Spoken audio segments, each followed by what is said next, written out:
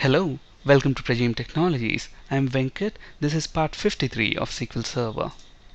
In this session, we'll learn about second normal form, also commonly referred to as 2NF, and third normal form, which is commonly referred to as 3NF. Before continuing with the session, I strongly recommend to watch part 52 of this video series, where we have covered the basics of normalization and the first normal form. So when do we say a table is in second normal form? A table is said to be in the second normal form if the table meets all the conditions of the first normal form. So the table has to be already in the first normal form. And then the table should not contain any redundant data. So if the table contains any redundant data, move that redundant data to a separate table. And then establish the relationship between the two tables using foreign keys. So let's understand this. Let's see a table that's not in second normal form, and let's see how to change the design in such a way that those tables meet the rules of the second normal form. So if you look at this table that I have here, which has got employee ID, employee name, gender, salary, and then we also have department name, department head, and department location columns. Now let's assume in my organization I have 100,000 employees. So obviously in this employees table I'm going to have 100,000 records. But let's say I only have two departments in my organization, IT and HR.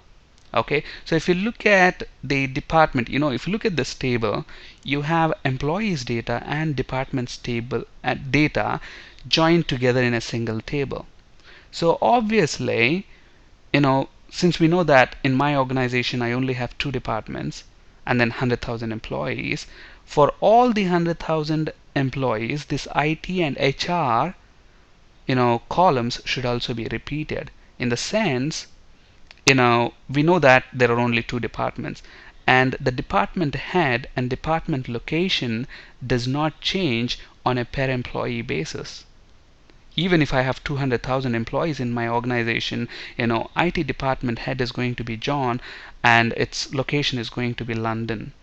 And similarly, HR department's head is going to be Mike and the location is going to be Sydney. They are not going to change on a per employee basis. But then since I'm storing these three columns within the employees table and there are 200,000 employees in my organization, I have to repeat those columns for every row. So obviously, what's the problem here? This data is redundant, and we know that because of data redundancy there are several problems. What are the problems of data redundancy? Obviously, disk space wastage. You are unnecessarily repeating department name, department head, and department location information for every employee that you have within this organization. In a bit we will see how to break this down into two tables and then reduce this redundancy. But then let's understand the problems of redundancy first. So obviously, disk space wastage, and your data could become inconsistent. How? Let's say for example, I want to update IT department's head name, and let's say there are 50,000 employees in the IT department. Now I updated the department head name maybe for 45,000 records. In error I forgot to update 5 records. So for those 5 records, the IT department head will be the old person, whereas for the updated ones it will be new person. For example, let's say I changed John to Josh, the IT department head, but I forgot to change it in this row and in the last row. And when we look at this data, okay, here IT department head is Josh, but here it is John. So is your data consistent? It's not consistent. And why are we in such a situation? Because you have duplicated data. Somebody updated few rows, but they forgot to update the other rows, which is actually leading to data inconsistency. So redundant data can also lead to data inconsistencies. And obviously your DML queries, which include insert, update, and delete statements, could become slow as well. Why? Because there are large number of rows to process. So obviously if there are 100,000 employees, we have 100,000 records to update, as far as the department head and department location are concerned. Okay, but on the other hand, if we move this redundant data into a separate table, let's see how to split that. So what we are doing here, we are splitting this table into two. One is TBL employees, which is going to store employees information. The other one is TBL departments table, which is going to store department information.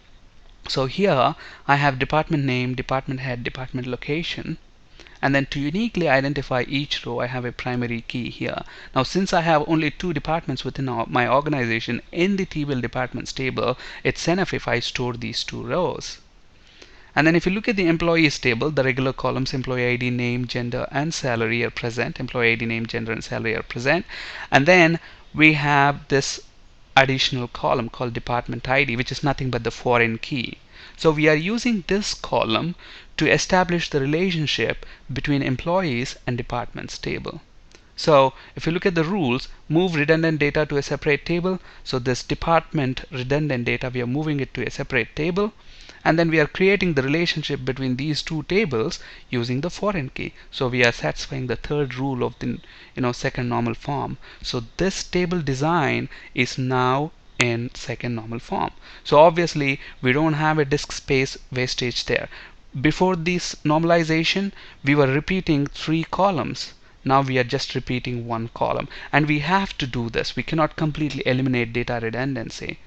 Okay, because if you remove this department ID column from this employees table, you will not know which employee is belonging to which department. So we need to have some amount or some level of redundancy. Okay, so we've broken this down, this table, into two, moving the redundant data into departments table and establishing the relationship between TBL employee and TBL department using this foreign key department ID. So now this table design is in second normal form. Obviously we don't have disk space wastage. We are only storing 2 rows, and your data will not be inconsistent anymore, because if you change the department head name, you'll have to do that in this table. You either will do it or you don't do it. It's not now a matter of updating a few rows and not updating the others.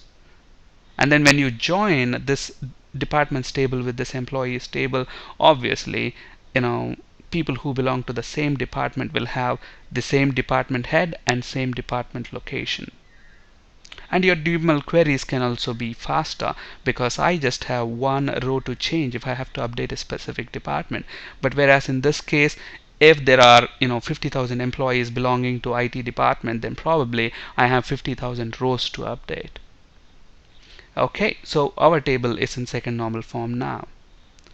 Let's say about third normal form. So a table is said to be in third normal form if the table meets all the conditions of the first and second normal form, and then it does not contain columns or attributes that are not fully dependent upon the primary key. Now when we are talking in terms of tables, we call it columns, but when we are talking about entity relationship models, we call them attributes and entities. But here we'll talk about columns and tables. Okay, so a table is said to be in the third normal form if that table does not contain columns that are not fully dependent upon the primary key. Okay, what do we mean by this? Now if you look at this table here, employees table, I've got employee ID, name, gender, salary, and then there is another column called annual salary, and then department ID. Now department ID, except annual salary, all the other columns are fully dependent on the primary key. What do we mean by that? If the primary key changes, let's say instead of 1, 2 here, so obviously the employee changes, Pam, and her gender changes, her salary changes. The annual salary also changes, but then this is not fully dependent on the primary key. This annual salary is also dependent on the salary of the person. For example, if my salary is 500 per month, my annual salary is 12 into 560,000.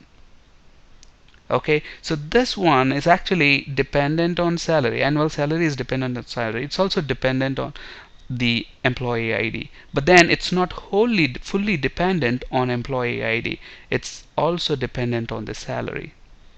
Okay, and then if you look at this, is there a need at all to save this annual salary? There's no need. It's a computed column. On the fly, in your query, you can actually compute the annual salary of an employee. So we don't have to store those columns. You can say computed columns, or in a way you can also tell this column is not fully dependent on the primary key. It's also dependent on the salary.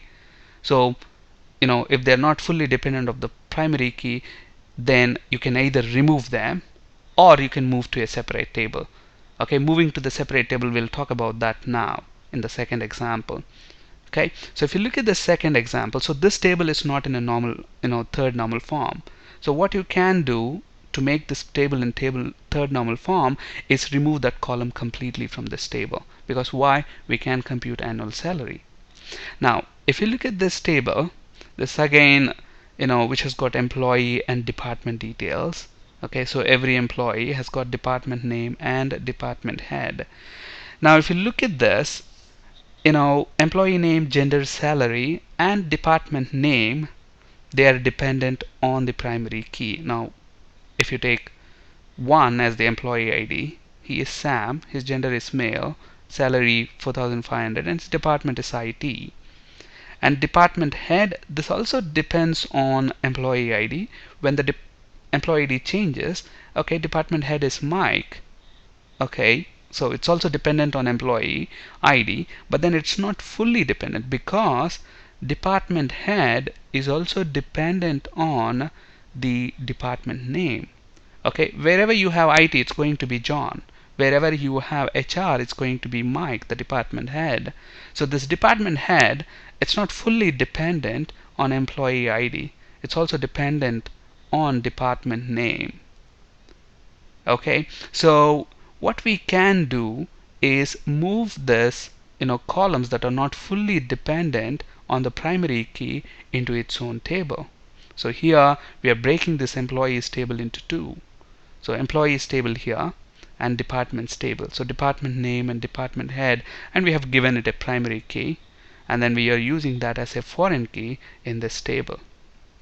So a table is said to be in the third normal form if it does not contain any columns that are not fully dependent upon the primary key.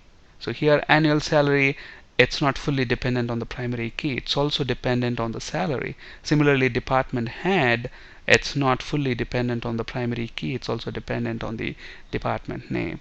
In the case of annual salary, you can simply get rid of that because it's a computed column. It can be calculated on the fly. So to bring this table into third normal form, you simply get rid of that column. Whereas if you want to get this table into third normal form, you remove those columns that are not fully dependent on the primary key into its own table and establish relationships between them.